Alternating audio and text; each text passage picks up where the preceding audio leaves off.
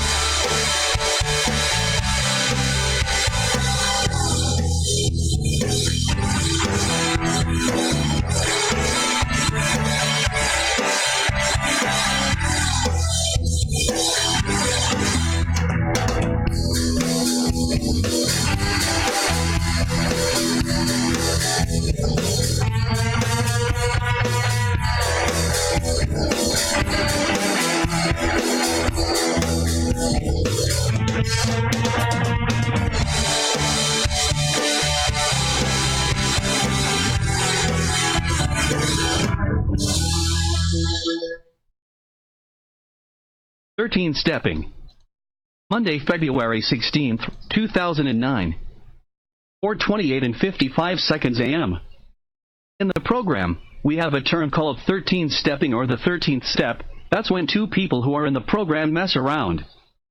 I almost came close to doing it myself, just recently even, after 5.5 years sober in recovery. All the time sober, everyone told me that I had a bad picker and I thought that I understood that, but I guess I didn't. Even after making amends to women that I had dated all the way back to when I was a teenager. I know from doing that, I had a bad problem with picking the wrong women. Now in the program, I tried my hardest to not 13-step. Doing that once resulted in me getting horny, going out with an ex-girlfriend, and her becoming the mother of my child. You would think that was enough, but it wasn't. I ended up liking another girl who was in the program. She was fresh out of jail, serving time for manufacturing drugs, and now living with a sugar daddy who let her drive his pretty truck.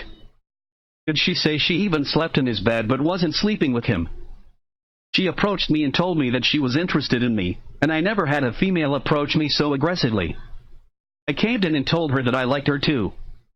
I soon began to notice how guys at the meetings flocked around her and I got upset, jealous. The night before New Year's Eve, the guy in the program followed her out to her car after the meeting to talk. I was leaving and she assured me that he followed her out to her car and approached her. On Valentine's Day, I wanted to call her to wish her a happy Valentine's Day, and at first, I got a message. That was cool, I just left her a message. Later, I called again because I was leaving for the day and couldn't get back to the phone. When I called, someone answered, and then quickly hung up. I was like, that's strange, so I called back and she made a strange sound into the phone and hung up again. The third time I called, I was mad, and I got her answering service. I then proceeded to tell her message machine, I don't know what this is about, but it's not funny. It's Valentine's Day and I figured you would want to talk to me. I called you and you're acting rude. That hurts, and you're wrong. Next time you see me, pretend like we never met. Here's a suggestion too, don't send emails telling guys that you love them, and then treat them like shit. You might find a good guy if you don't do that. Then I hung up. Tonight I went to a meeting and I ran into the guy who she claimed walked her out to her car and approached her. He proceeded to tell me about how she told him that she liked him and asked him to walk her out to her car after the meeting. He walked her out to the car and then gave him her number and asked for his. That was when I walked out to my car. She also set a date with him for New Year's Eve and then stood him up. That made me feel better hearing him say all those things because the guilt and shame of what I had told her went away. At least I know now that she deserved what was said. I still messaged her later and apologized because there is no justification for behaving the way I did. The program teaches us to pray for people that we are angry at. I would never treat a sick person that way. Why would I treat her that way then? I was wrong with my behavior. That doesn't make her bad behavior all right either. It goes back to why people in the program say don't 13-step. She only had 8 going on 9 months of clean time too, so I was also in the wrong. I almost messed up, but thank goodness sex wasn't involved, and she didn't get pregnant by me. I couldn't handle that kind of situation again. It almost sent me over the edge, the first time.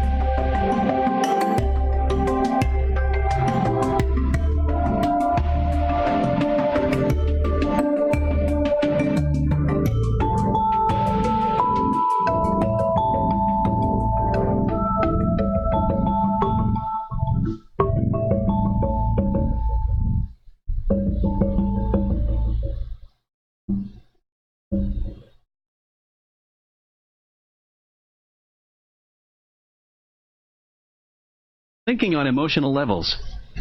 Tuesday, February 17th, 2009. 2:44 and 16 seconds a.m. When I first sobered up, and while in treatment, I was taught to think on emotional levels. I was told that when emotions come, they are there and you can change that. It's how you handle those emotions that matter. I can change my thinking and my actions by thinking on emotional levels to recognize my emotions as they pop up and then change my actions when the emotion is recognized. That's easy to say, but the practice is hard to do. This thing with the girl that just hurt me is a good example. I was hurt, and looking back, she really didn't gain anything from what was done and I didn't lose anything out of it. I was hurt though, and I am not able to grieve as I should. Instead of crying or anything like that, I get angry and I lash out. I could recognize the fact that I was hurt, yet changing my actions was the hard part. In reality, I wasn't hurt in any physical way, but emotionally, I felt betrayed and hurt. I was constantly telling myself, just let it go, but I couldn't. I sent her that message on the phone, then I sent her one again later, and now I feel bad about that. I should have let it go, yet I didn't. In the program, we are supposed to pray for the ones that we are angry at as if they are sick people, yet I didn't even go according to the program either. I was wrong.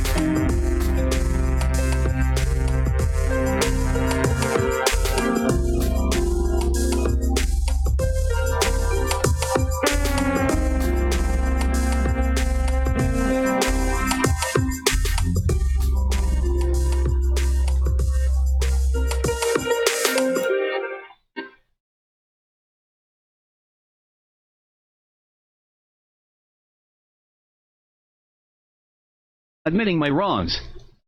Friday, February 20th, 2009. 4:10 and 40 seconds a.m. Here recently, I wrote about a girl that I know on the internet that had hurt me on Valentine's Day, and how I lashed out at her because of it. I didn't write the rest though. I finally came to my senses and I wrote her back and told her that I was wrong for doing that. I can't believe how hard it is to let go, even after I did that.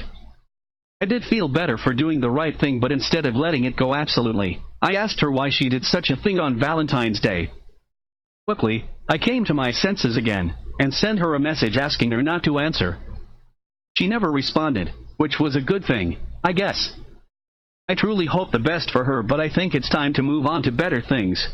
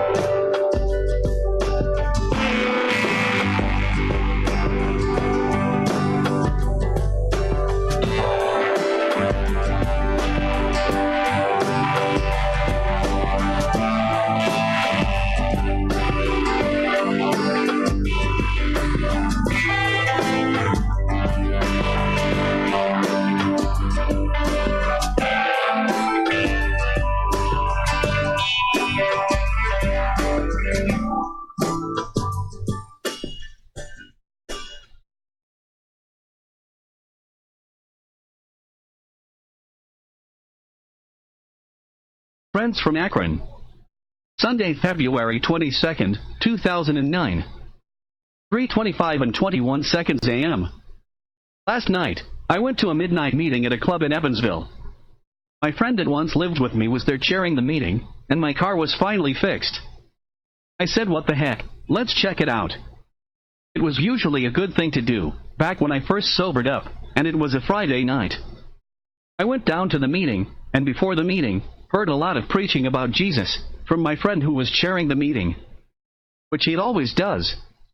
As he preached, a couple and their son walked in. The man walked straight up to me and shook my hand, introducing himself. He sat in the club all through the meeting, while my friend preached, driving us all crazy. At the end of the meeting, he approached me again to ask about a meeting that I went to on Saturdays. I brought the meeting up during this meeting in the announcements.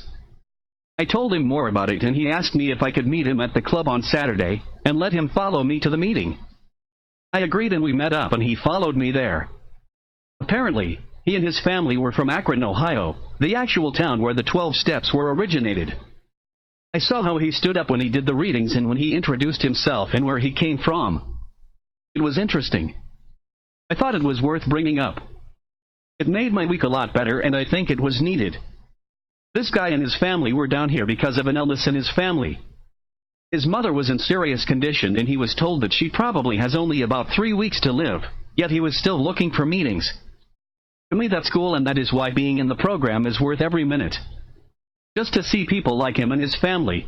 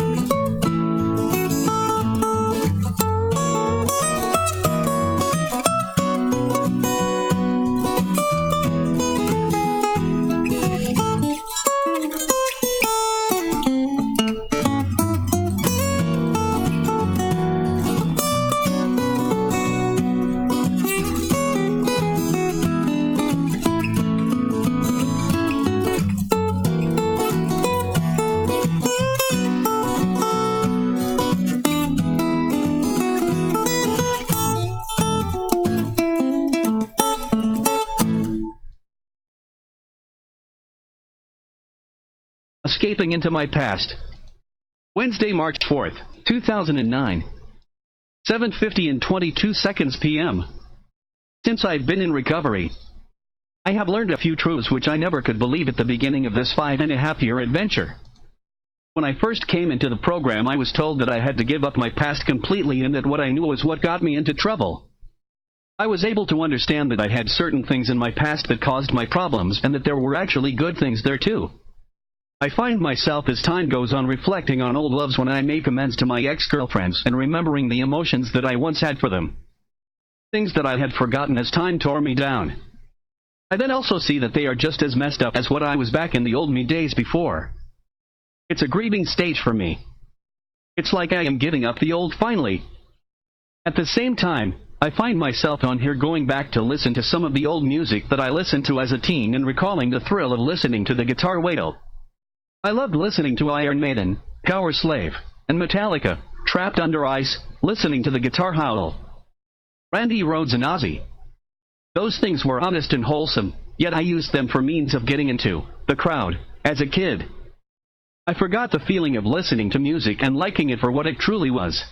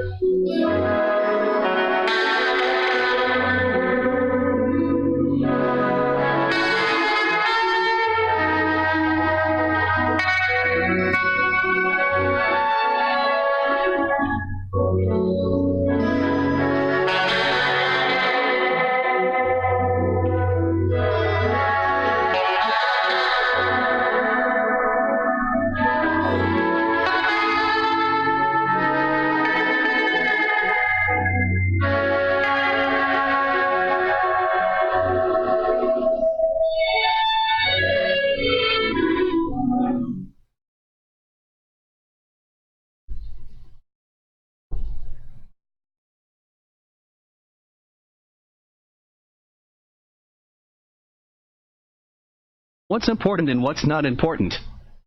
Wednesday, March 18th, 2009. 2:40 and 37 seconds p.m. I don't know if what I am about to say will really make sense. It usually doesn't, but here goes. I have been sober for almost 6 years. When I sobered up, I had just gotten out of a bad relationship, and I was homeless on the streets of Kansas City. I worked my recovered new life hard, and slowly crept out of the hell that I was in. The loneliness and insane thoughts still creep in. I try hard to stay strong, but yearnings for companionship and more out of life push me away from serenity and peace of mind. My emotional bankruptcy hinders me to this day. I look for women who are just as emotionally bankrupt as well. I let women choose me, but they are no different than the women I choose. I am now able to see and do things that I could have never imagined doing before. I can't believe, though, too, the emotions that come with sober living. When I was using and drinking, I was emotionally bankrupt. I hit a bottom that most people never hit. When things get so bad that you just don't care anymore, and the fear is so bad that it feels like a natural thing in your body. Fear becomes natural, and you accept it, then move on doing nothing, just sitting back waiting to die. That is when we can relate to one another. In recovery, my emotions have returned, and they are extreme, sometimes intense. The 12 steps have given me balance and a small ability to control them through prayer.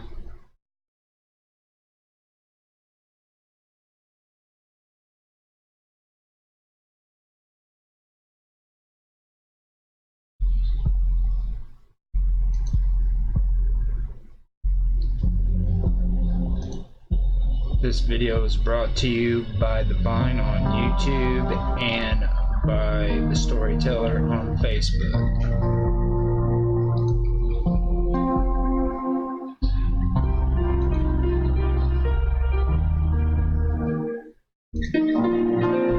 Thanks for watching. If you like the video, please like, subscribe, share, make comments. We love feedback.